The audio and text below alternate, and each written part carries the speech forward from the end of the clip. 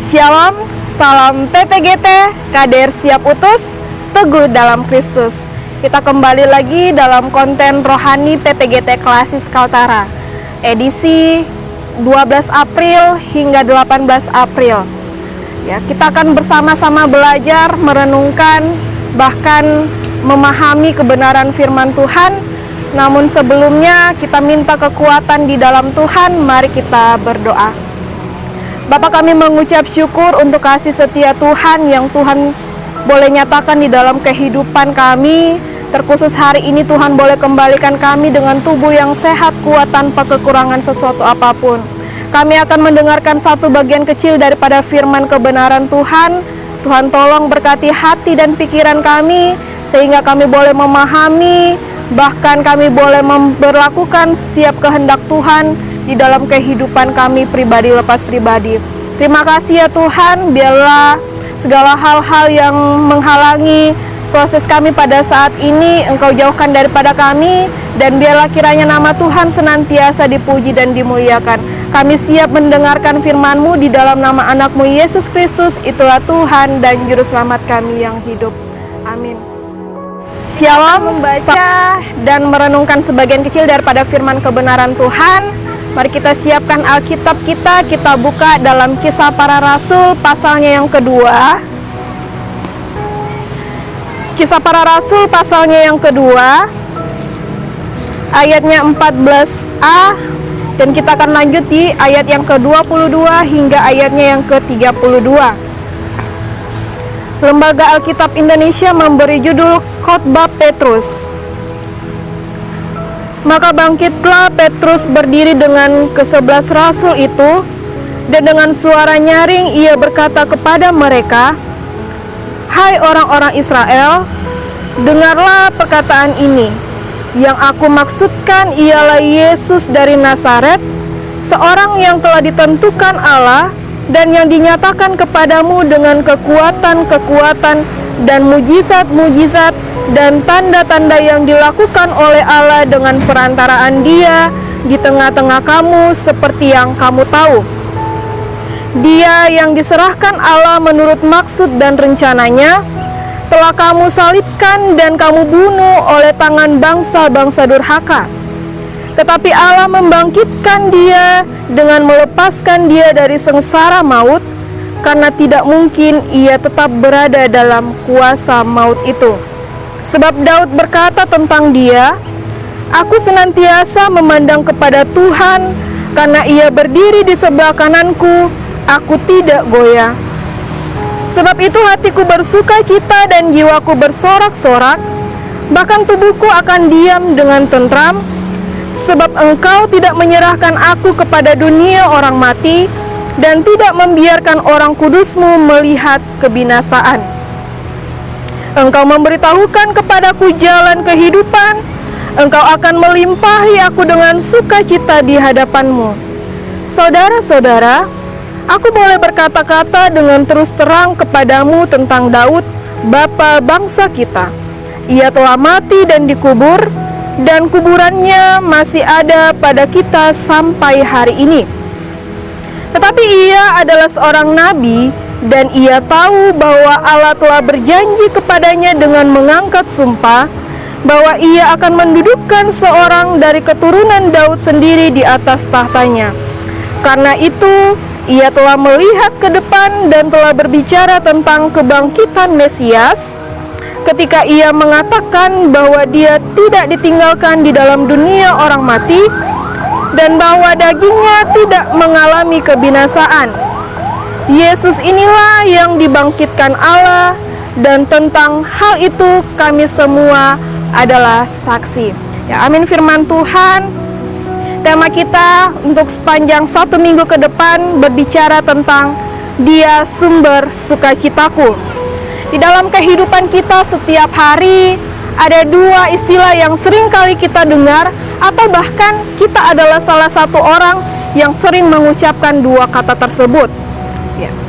Kata gembira dan sukacita. Menurut pandangan teman-teman, apa sih yang menjadi perbedaan antara gembira dan sukacita? Seringkali kita menyamakan dua kata ini. Ya, maknanya sama, artinya sama. Tetapi yang perlu kita ketahui ialah kedua kata ini justru memiliki pemahaman yang berbeda. Contoh, kita dengan prestasi kita di sekolah atau bahkan di tempat kerja kita, ya, dengan spontan kita akan mendapatkan ucapan selamat dari orang-orang yang ada di sekitar kita. Itu adalah salah satu bentuk daripada kegembiraan kita. Ya, ditambah ketika kita mendapatkan ucapan dari orang-orang yang dekat dengan kita. Namun, pernahkah kita merasa bahwa kegembiraan itu palsu? Di balik kesenangan kita, kita merasa bahwa, oh, saya sedang bahagia saat ini, saya sedang bergembira, saya sedang bersenang-senang. Tetapi pernahkah kita memikirkan bahwa kesenangan itu hanyalah kepalsuan? Karena yang seharusnya tidak disambut dengan kegembiraan, melainkan hal itu harus disambut dengan sukacita.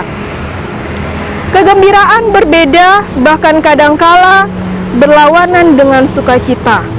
Ya, harusnya kegembiraan dan sukacita itu muncul secara bersamaan. Tetapi nyatanya seringkali itu tidak terjadi. Ya, mari kita bersama-sama mempelajari bahwa kegembiraan itu adalah sebuah ungkapan perasaan yang boleh timbul dari situasi di sekitar kita, dan pasti sifatnya hanya sementara. Sedangkan sukacita itu berasal dari sikap hati kita, di mana sukacita adalah salah satu dari bagian buah-buah roh, dan sukacita itu senantiasa ada di dalam hati kita pribadi lepas pribadi. Rekan-rekan PPGT yang sama dikasihi oleh Tuhan, Kisah Para Rasul pasal 2 ayatnya yang ke-14a, ayatnya yang ke-22 hingga ayatnya yang ke-32 melukiskan momen yang krusial. Ya, Petrus dan murid lain berdiri dan mulai berbicara. Padahal sebelumnya mereka sangat ketakutan. Namun kebangkitan Yesus dapat mengubahkan mereka dari sekumpulan orang-orang yang ketakutan menjadi tokoh pemberita Injil yang berani. Sebagai langkah awal terbentuknya gereja. Ya, dari rasa ketakutan timbul menjadi sebuah keberanian untuk boleh dikatakan menjadi sebuah gereja. Siapa gereja itu? Ya, ialah kita yang percaya dan berharap kepada Tuhan. Petrus menjelaskan di dalam Kisah Para Rasul ini bahwa mayat Yesus tidak tinggal di dalam kubur, melainkan Yesus bangkit dan ia dimuliakan oleh Bapa.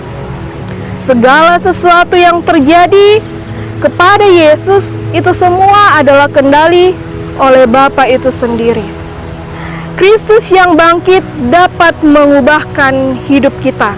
Ya, dalam minggu kemarin kita boleh memperingati hari Paskah, di mana kita meyakini bahwa Paskah adalah sebuah kemenangan bagi kita, kemenangan bagi saya dan kita semua atas dosa dan pelanggaran kita yang sudah ditebus oleh Yesus Kristus di atas kayu salib. Ya, Yesus sendiri mati, bahkan dia disalibkan bukan karena sebuah kesalahannya, bukan karena pelanggaran yang dia lakukan, tetapi itu semua adalah bentuk cinta kasih Tuhan kepada kita yang Tuhan nyatakan kepada masing-masing kita supaya kita terlepas dari maut. Dan kita dimenangkan oleh kebangkitan Yesus Kristus yang kita sudah rayakan pada Minggu Paskah kemarin. Dan untuk itu kita patut bersyukur dan bersuka cita.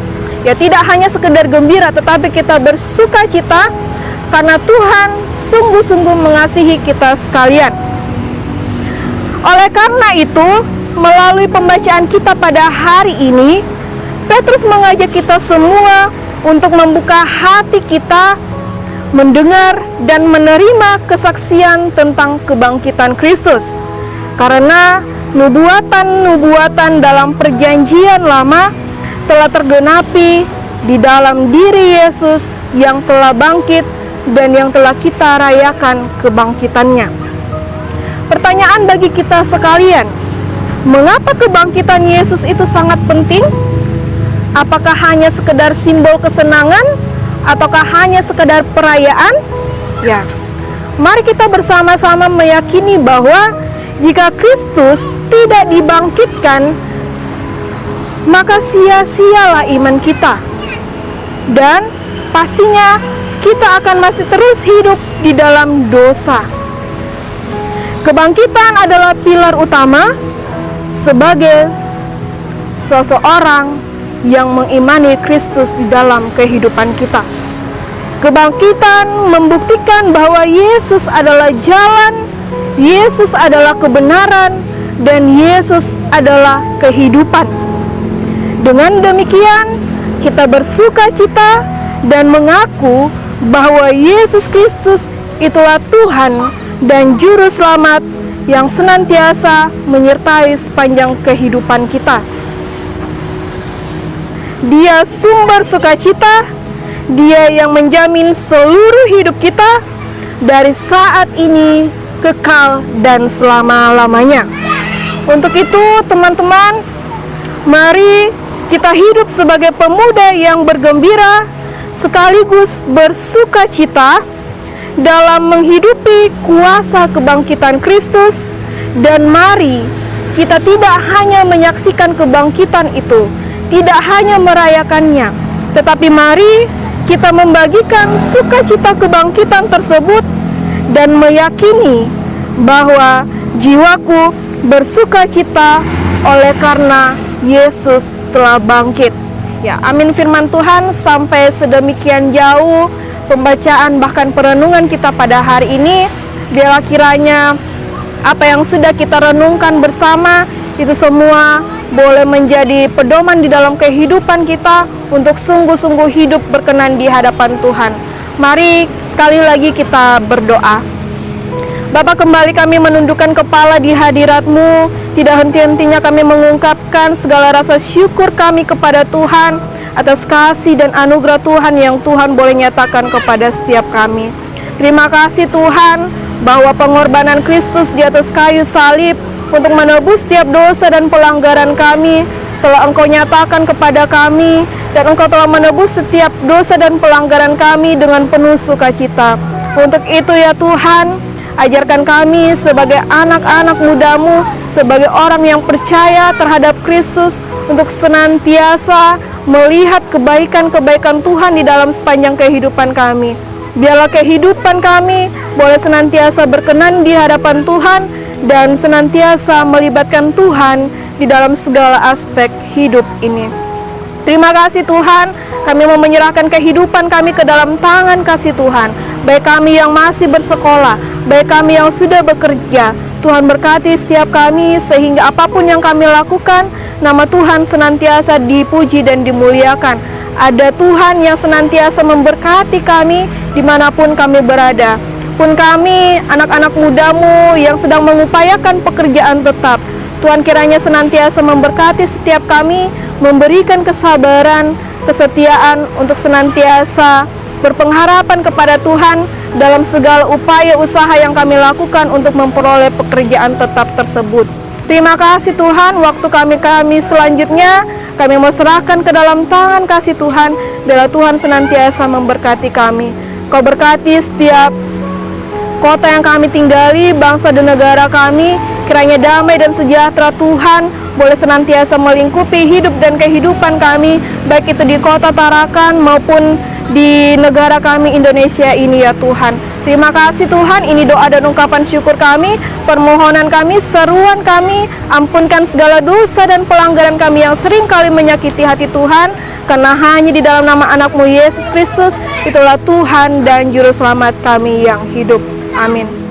Demikianlah renungan kita pada hari ini. Kiranya Tuhan Yesus senantiasa memberkati kita. Salam PPGT, kader siap utus, teguh dalam Kristus.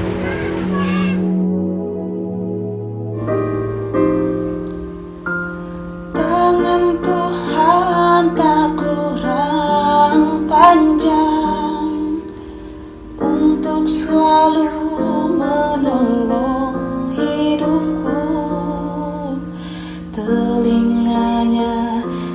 kurang tajam untuk mendengar seruan hatiku.